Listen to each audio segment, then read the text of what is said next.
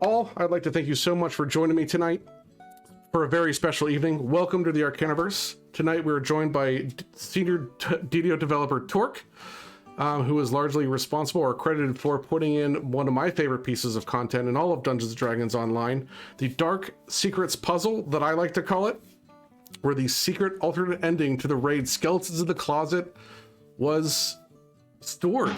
What you'll see in the B-roll up that direction is our footage of our absolute first completion of that secret alternate ending. For those of you brand new to Dungeons & Dragons in Period, it's an MMO released in 2006 based off the D&D franchise, predominantly around Eberron. It's currently produced by Standing Stone Games.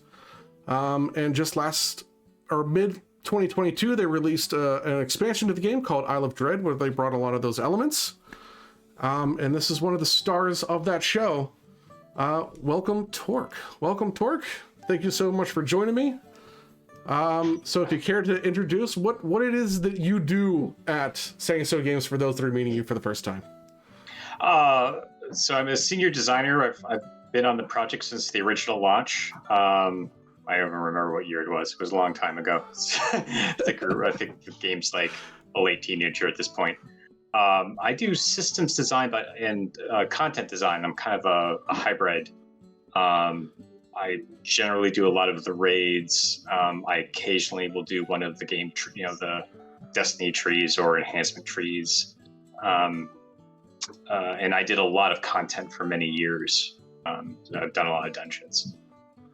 Yeah, I can imagine with you being with a company since the start. I imagine you to wear basically all the hats at one point. Not all of them, but a lot of them. A lot of them. Yeah. And like a little bit of particle effect work every now and then, and I do. Yeah. So I've done a lot of stuff. I haven't worn every hat. Like I can't fix your character data or do like significant code work, but I know a lot about the script system and tools and the game in general, of course.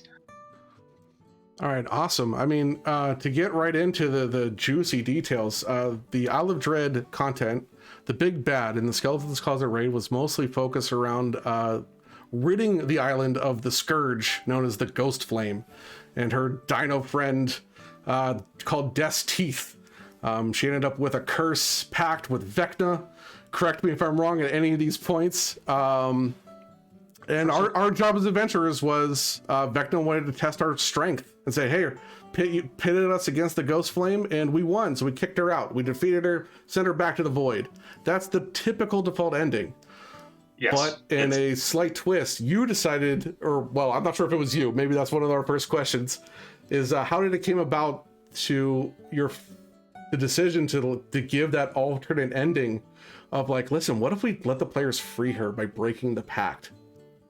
So we knew for a long time, we knew we were going to do Isle of Dread. So we had built, we're always busy. Like it's a live update game where we're often having meetings about what we're doing next while we're like building the thing that's shipping in a matter of months. So, we knew we were doing Isle of Dread. We were prepping for Isle of Dread. And then at some point, I believe it was Severlin says, let's get Vecna into the storyline. so it was like, okay. So we're like running around like Vecna. Okay, where are we going to put Vecna? He said, then like, can you fight Vecna? He's kind of a god. We can't like fight directly, like maybe later, but not the first time. So we're like, how do we use Vecna? How do we introduce him? The narrative got built around Vecna and the Isle of Dread. How Vecna basically had taken it over from the Kopru, because the Kopru were the classic module's original big bad. And there were demons back in the basic lore, but Vecna had basically acquired the island as his test bed and a place where he could stash things and people of interest because he likes to collect things. So we kind of figured out how he got integrated to the story, and then when it came to the raid boss, a while ago we decided we're gonna do a Undead T-Rex is like the keystone raid boss, but we how does we like to have narrative and how does the Undead T-Rex come about? And when Vecna got thrown into the mix, like we knew we'd originally planned that the T-Rex was going to have a necromancer as kind of the driving force behind the T-Rex. Because when we originally envisioned this undead T-Rex, we didn't think of it as like a speaking role. Like we weren't thinking of it as intelligent, so we needed the necromancer as the foil, and the necromancer was maybe going to be a lich or something. But when Vecna got introduced and we started reading about Vecna and what Vecna does, which is like Vecna is like the god of secrets, but he's evil, extremely evil, and what he does is he tricks people in by giving them secret knowledge, but it's kind of a trap. It's like a genie's wish. And we really wanted to, we really wanted to really make it feel like a Vecna narrative. We wanted to have the feeling of secrets. We wanted to like show the players what Vecna is about, how he like brings people in and tricks them. I mean, we're going to get more into that probably later with the lore, but I felt like you guys really knocked that out of the park, because it seems like everything Vecna does has like 30 different angles to it and applies to like literally every situation. That was just props there. I'm just going to gush at you. So. I'm glad he delivered, because if you're good, like I feel like if you're going to be a hero, you need a good villain. That's really like the trick about making someone feel heroic, is that you really actually care about the villain, ironically enough, or beating the villain. Oh, truer words have never been spoken, honestly. I couldn't agree more. So what ultimately pointed you towards, I guess, what was your like inspiration behind the whole party dynamic and their story? Like, where did that come from? When we decided that like we wanted to do the secret ending for the raid, it was what we call in the industry feature creep, as in like we wanted to do it, it wasn't on the schedule. So we were like, I mean, like I got some help from Artemis and Knockback, who do a lot of the writing. Like they're the people who are generating most of the quest giver stuff. I typically are only doing writing inside of the quest. I do a lot of the boss. I do a lot of boss dialogue because I'm in the I'm doing the boss mechanics and the systems, and that dialogue often intertwines with feedback of like, this is how I'm going to kill you next, or oh, this is what you did that I'm hurt, and so I often end up writing that stuff on the fly and then send it to Artemis and Knockback. And this is like one of those things. So I put it together over a weekend and threw it at them, and we had a few meetings on it, and we went back and forth, and they did some support work, which were like the journals that happened on the landscape. So like, they did Yarrow's journal, because you found out the Ghost Flame is named Yarrow, which I assume you know all of this because you had to. What I really, I mean, I know, but it's good to tell folks. Yeah. Right. So, So when I looked at doing secrets and puzzles, I was like, wow, this is a very deep potential design thing of many layers. Like I could pull out books on encryption, and I could have put in red herrings. Like one kind of happened anyway, but I could have done all these things. But I didn't have a lot of time, and we didn't have a lot of time. So what I decided is that the secret this was really about narrative. This was really about telling the story, and but like it was gamified. So like there's something I call the Scott Pilgrim effect. I don't know if you're familiar with that movie, but like the main character. Yeah. So the main character in that movie gets an email, which is basically a synopsis of the movie. All right. So he's like reading the email, and it's basically explaining the plot of the movie, and he's like, boring.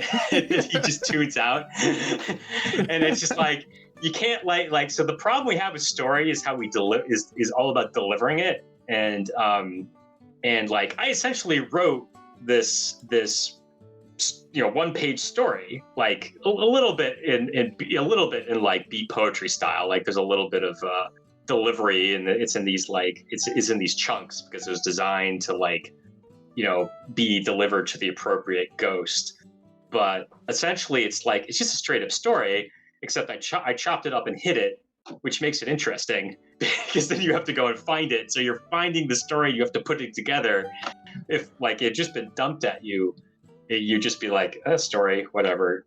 But the fact that it is like in like scrolled away in dungeons, and you have to put it together, and it's like these dark secrets, which are like basically monsters. They're a raid effect. These things that can kill you.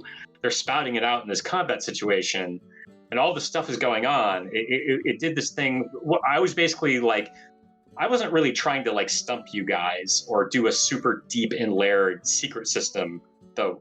I'm thinking that maybe that's something maybe we should try, since it felt like, I feel like there was an appetite for it after like reading before. Yeah, just a little bit. There may have been. I'll admit it, but we want, like, my goal was to create ambient narrative where you got the story by just immersion, by like just stuff happening. It just would happen, and you just kind of pick it up as you play. Because like you repeat raids a lot, so like I was envisioning like as you're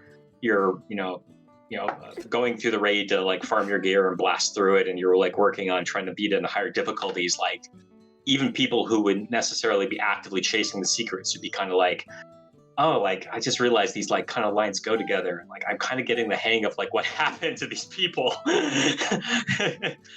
and who they were, and it's just because like I feel like games like a lot of times narrative is sort of in the background, and like a book is all about narrative. You're just reading the narrative. In a movie, you're just experiencing narrative. You're not interacting. Games are like, it's hard because you're playing a game and you care about other things and you're distracted, but like you still do want the narrative. It's just trickier to deliver in terms of, because there are times that you welcome it, and there are times you don't because you're busy or you just want to play the game or what you say.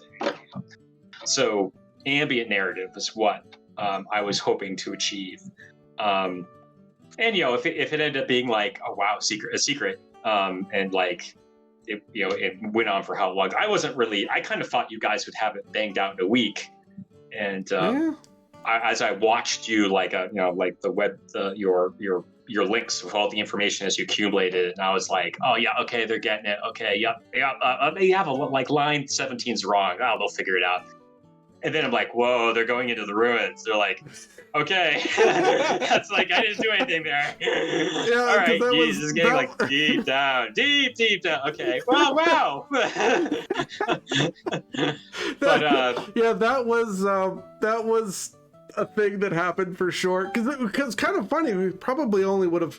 I mean, I didn't really start playing the raid until after a couple weeks after it came out, because Hardcore released at the same time. Yeah. But like a few weeks after that, maybe 2 or 3, I think I probably would have had it if it wasn't for one small little detail, and it's that forehead slap moment of like, oh, of course I overlooked that thing or misinterpreted that one thing, and then because that cascaded to everything else. Like before you know it, I'm like looking up different languages and trying to assign them to symbols. So there is like, I dug into the ruins, and like, the artist is like, I was just trying to make it look good, but we did use this Dragon magazine reference. And I looked at the Dragon magazine reference, and there is like a numerical number system in the ruins. So there is some rhyme or reason. Is there an actual message though? That's the real trick.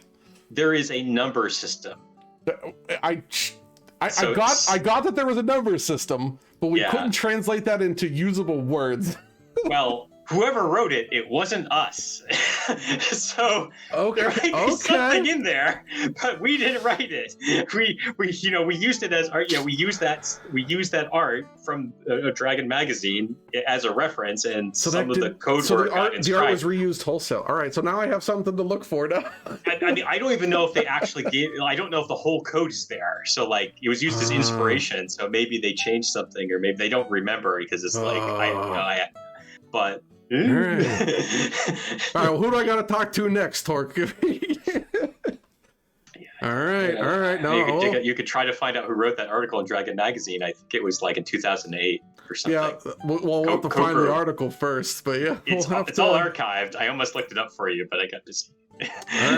All right. So we'll get on that probably tomorrow. Because I want to know. That was the one big unsolved mystery we had, was trying to figure out what the heck the Krobo messages were trying to tell us. We got so close with so many guesses, but it never quite lined up. It was mostly that triple letter. I don't know, or that 3 symbols in a row that got us, but That's all right. You have more time in the field on this issue than I at the moment. The Dark Secret Hunt never ends, indeed. All right. So since we started on the Cropro symbols, I mean, you were talking about red herrings a little bit ago. Were there any deliberate red herrings that you tried to do, or is it just all me in this community just kind of reading way too much of the stuff? I mean, there was an accidental red herring that I considered. It was a piece of information that when I was it went awry. It was I kind of view it as a mistake. What happened was, in the original design, the raid production was kind of crazy because we were having Dread was just a tough production cycle because it was very ambitious. We were like dinosaurs, ambitious. Vecna, also ambitious. And then the two things together, there was a lot going on. And the logic for the secret got actually written way before the rest of the raid because I didn't have a T-Rex yet. Like I was waiting for a T-Rex. I can do things, but it's worth the wait. Sometimes it's just hard to work with, like, if you're not really working with the pieces. And I'm bouncing around doing a bunch of other things. So the ghosts were originally supposed to spawn in the circle, but as the raid developed, bugs got introduced that made that problematic. So they got moved to be around the circle. And so that text, the tooltip that says like only secrets are spoken in the circle, which like was point on back when the ghost was in the circle, like became a big red herring. And I was just like, crap, because what happened is that I didn't realize it until well after the ship, that's what was confusing you guys. It took a bit of time to figure out that was what the sticking point was. That was the linchpin. Yeah, we were like, we have to be on this. That was the one thing I thought we knew for sure. We never really second guessed until after update 57 or right. 56. So it put me in an interesting situation where I wanted to, so I'm like, I'm following your progress, but for all I know, there are a bunch of other people doing the same thing. Sure. And, so I basically was like, how do I fix this, but still like give you guys give the win to the people, I decided I wanted, whatever the solution was, I wanted it to happen in game. I didn't want to like put something in the forums. I wanted to come through on patch day. So we decided on adding a series of hints, and to some degree, a lot of those hints were stuff I felt you guys already knew. So it was like that. I guess you could call that another red herring. Is that the only hint that really mattered was buried a bunch of hints about stuff that was true, but it was it wasn't what you guys really needed to know. We had a period where we couldn't patch for ops reasons, like a maintenance schedule collision and things. So like I got it out to you as soon as I could, but it was a great raid. It was a pretty damn good secret. There's one tooltip, and I was just like, no! you're so close to perfect. This stuff kills me. Oh, I was gonna say, yeah. What was your point of view from that? Because I mean, I was having a ball, right? I mean, sure, we got frustrated from time to time, but because every time something didn't work, we always found some way to find another rabbit hole to look at. But from your point of view, I mean, I'm glad if you guys were having fun and it was more fun than frustration. I'm glad. Like maybe it was like some of the time these things happen and you fail forward. It's like you failed, but it worked out. And that's happened periodically over the years. So I'm glad you guys got a big bang out of it, and just because the thrill of the chase is the thing about the journey is the best part. Right. Yeah. Especially something like this. Like one of the other reasons that we kept a tight schedule on this is that in terms of effect, the secret is amazing when it's still a secret, but the moment, because of the internet, knowledge is viral. The moment it's out there, it's just that's it. That's This is the way we do it now. Yeah. Yeah, if you want to, like, if you like, I don't know. I don't know if everyone's running the optional ending, or they're all kind of like, yeah, I'll do it occasionally. At least me, but, yeah, I assume most people are, but then again, I don't know either. Oh, but speaking of those hints, one, I felt like it was kind of perfect with the update. I keep messing up the number. I think it was 56 update, where you put in the ghost flame sprinkled throughout the Isle of Dread. I actually thought that was kind of perfect. I mean, granted, yes, it told us everything that we already knew, but that's basically, it was like giving a hint without giving a hint, where it was like, listen, just go back to basics again. Like, I know you've been back to basics 400 times, but like, just keep doing it, buddy. You're on the right path. Was like, oh, I needed to try again to go back to basics, and sure enough, you know, like that's what triggered it. So like, mission success as far as I'm concerned. But a technical question on that, though, I'm gonna sneak one by you, is how many did you put in the game? We found 3. Were there more? Are there more out there that we haven't found yet? I gotta play the 5th. Fair. That's totally fair. I'm like, oh, I have a particular way of handling this stuff. It's like I just don't, you know, that's the point. I don't tell you if it's like, you know, I'll tell you know, if you don't know, you don't know. Because some of them were pretty, like, I'm surprised we found a few of them. Some of them were pretty well hidden. They're like, oh, this is the one we found first. It was crazy. So I always wondered, like, when we combed it pretty good, but there was always a thought. But if you're going to plead the 5th, I mean, that's fair. Is there another optional secret objective in the raid? I'd be shocked if there was, but if you're going to drop a hint, you know, I need to go back to the grindstone. But no, but towards the post-release, I'm going to go back even further. Apologies for timeline issues. Was initially kind of like the raid was released. There was only like a couple. There was 2 optionals visible, but there wasn't that tracker that eventually got added. Was that like a deliberate part of the plan? Was like, hey, listen, we're not going to tell you that there's a secret ending in the raid. We're not going to tell you how many optionals are in the raid. But like, if we don't get it soon enough, we're going to like do it later. So my intention was always to create a breadcrumb system to get you thinking about secrets. So the maze had a really easy secret.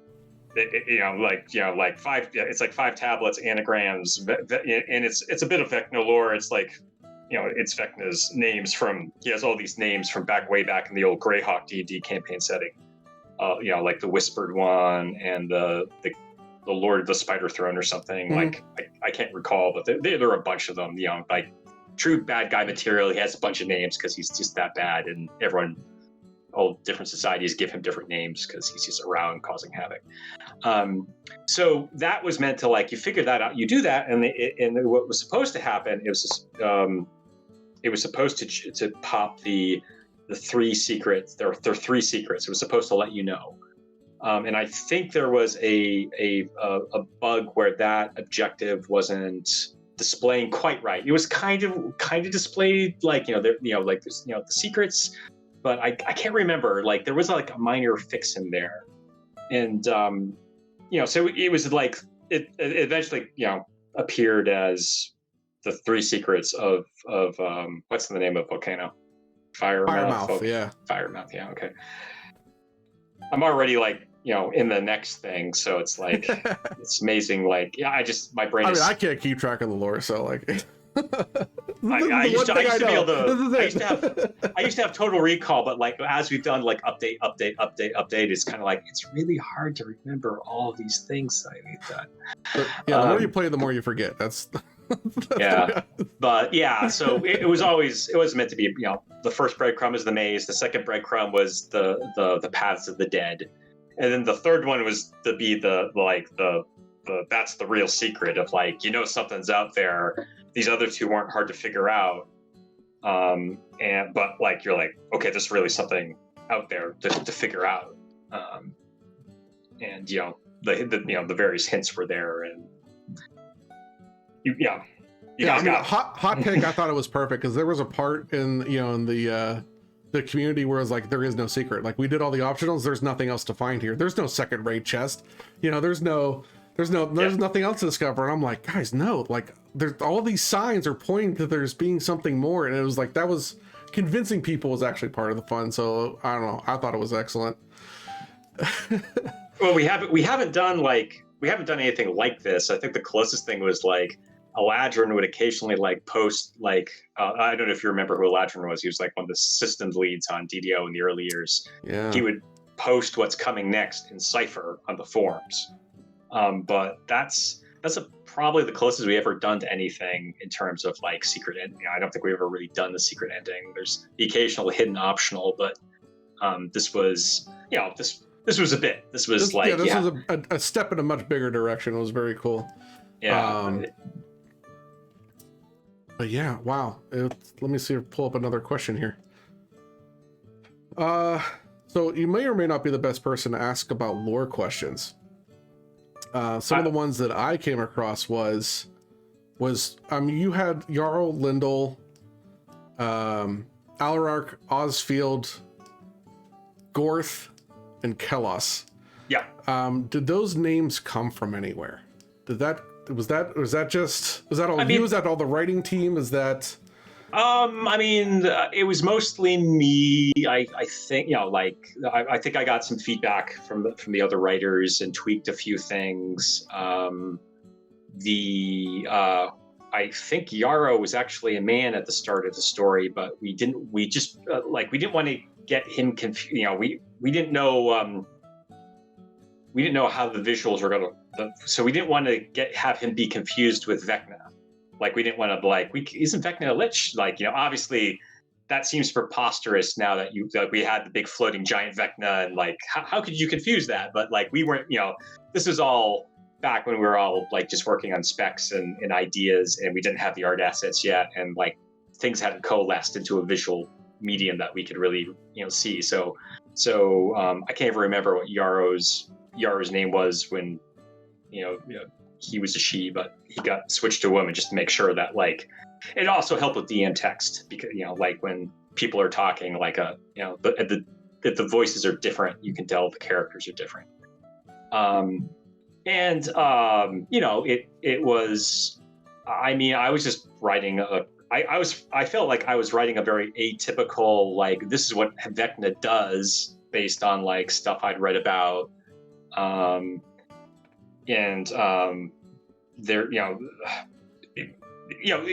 is actually I'm really glad we did Vecna, but Vecna's popped up all over the place. Vecna popped up in Vox Machina and Critical Role, and Vecna popped up in Stranger Things, and it ended up being a very someone read the producers read the tea leaves and are like, this name's going to be hot button. You should do something with it. So I was just shooting for this is a Vecna storyline, and I dug back through the Vecna stuff, from first edition. This is Gary Gygax stuff, and these are in modules that are designed at Gary Gygax is I'm not an expert on Gary Gygax, but my impression is that he was a war gamer, and that the thrill of the challenge of the combat and the danger of dying was a big aspect of how he designed stuff and wrote narratives. So there was a lot of this could really, this is a big deal and you'll probably die. And I also believe in the early TSR days of tournament play, that was a thing that happened as you show up to a tournament, and it was a tournament because getting through the module alive against this impossible, these impossible odds, this impossible module Tomb of Horrors or something, that was a thing. Vecna was, this hardcore villain who did this particular aspect, and he's changed. He's also changed. He got, there is he actually I was surprised he got into Sigil, the Planescape stuff. Apparently, that his story arc actually took him into that place.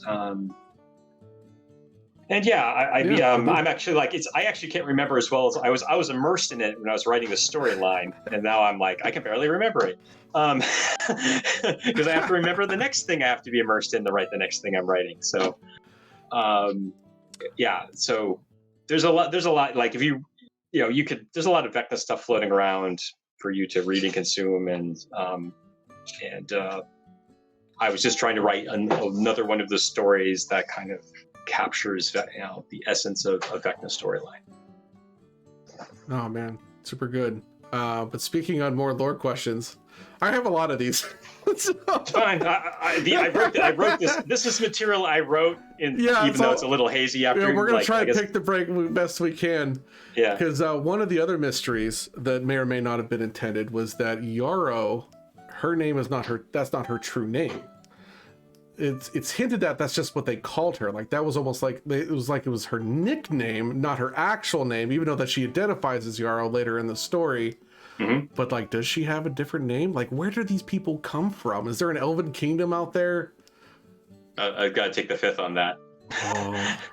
Oh baby. What? All right. That's all like. That's fair.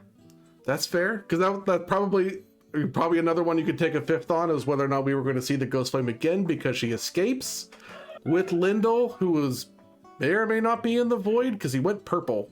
But it seems like, narratively, she took him with him. It's probably going to revive him later. Well, somehow. So there's the two endings. Yeah. And so what happens in one ending? There's something different actually happens between the two endings. I'm actually curious if it's a detail you picked up on. Oh no, basically if with the original ending, we defeat the Ghost Flame, Vecna basically takes her and Death's Teeth into the void. Like they turn purple. He's gonna do something else with them later. Probably. It may be eons before that happens, but like it's basically I'm done with you for right now. We're gonna put you in timeout. Yep. With the alternate ending, we break the pact between we free the Ghost Flame from Vecna's control, so no longer put into the void. So she gets to escape, but there was a little bit of confusion around where if Death's Teeth was under Vecna's control, because I don't think it was. I think Vecna taught her how to bind people, and she bound Lyndall forcefully, and it's actually Lyndall is Death's Teeth, by the way. Yes. And Lyndall is in Yarrow's void, and that's how she's taking him away. So after we knock down Death's Teeth, because you can do everything, but like Lyndall still goes purple, so he ends up in a void somewhere from graphically. Whether that's intended or not, I'm not 100% sure. Well, I'm debating like whether I should tell you, because there's an interesting thread. I feel like there's something that there is a little detail that you people might not have noticed that I'm pretty sure is like I almost like want to hop on the client to make sure that detail is there, but I think I remember putting it in. Got to put you on the spot. There's I think there's like a little something that might suggest something if you look at it closely. Yeah, sure. I guess I'll just tell you because so I believe if I recall correctly that there is a body in Lyndall's circle, right? There is, yes. The skeleton is there. We have to but kill Lyndall on top of it. But I believe the skeleton goes with Yarrow. I believe she teleports the skeleton away with her. That is an interesting detail. Yes. Because it's actually possible to destroy the skeleton accidentally, and I think Yarrow does it sometimes too with like Meteor Swarm. So sometimes he just gets deleted before the raid ends. I remember that is a bug that was, I hope, was fixed. Because you're correct that Lyndall's bones aren't there. Like I can't recall a single time that it's remained, but I just thought that was just a happenstance of the bug. That's a story thing. So I'm glad you told me. Yeah. So I remember fixing that bug. Narratively though, regardless, like she deliberately says she'll always bring him back. Like, so like I'm expecting Lyndall back 100%. It's just a matter of like, all right, is it in Yarrow's void or Vecna's void that Death's Teeth's form is like being held? But sounds like we may or may not find out later, which is totally fine. Poor Lyndall. If he only married the girl, maybe none of this would have ever happened. Right, because that was that was one of my other questions. It's true because originally, for those unaware, that Yarrow was a human commoner in an elven kingdom who somehow came into a mage's school. And I wasn't sure if that was before or after she was trying to seduce Lyndall. She wasn't. The kingdom mentioned wasn't specifically the Elven kingdom. It might have helped if I actually done exact names. So there was a human kingdom that Yarrow became a hero and a great hero in. And there was an Elven kingdom that was a loose ally of that kingdom. So they are actually separate. They're actually separate kingdoms. But otherwise, yes, you're right. Yarrow came from, Yarrow's a scrappy human, and Lyndall was elven royalty, and that was problematic. Okay. All right, so then was it the human kingdom that attacked the elven kingdom when Lyndall basically said, I'm not going to marry you? I'll leave that for later, those details. Yeah, it sounds like we might explore a bit more of this. So, like, all right, we'll leave it. Yeah. Which would be, I can't wait now. I can't wait. Right. I can't wait. Because, like, obviously we just had the producer's letter drop a couple days ago in the Q&A with Severlin, with Vecna Unleashed being the mini expansion later this year in Q2. Yep. So, like, my big theory was that, coming up with this theory literally in the last 5 seconds talking with you was like, maybe we might touch on some of that stuff in some manner. So, like, I guess I shouldn't be asking you these questions. Apologies. Yeah, future stuff. Past stuff I can talk to you That's about. fair. Future stuff. Yeah. But my past stuff is going into future stuff. It's not fair. No. Yeah, that's fair. So I guess one of the other big questions I have was that if you are aware of, nothing quite this size, but if there's any other unsolved or unknown mysteries or Easter eggs, do you think the community has missed, whether in Isle of Dread or not, that, like, you know what, like, nobody ever talks about this thing that, like, I'm surprised nobody ever caught on to? I wouldn't talk about it if there were or there weren't. I can tell you that we're probably going to, next time we do Vecna stuff, which is soon. We probably will do something like this again.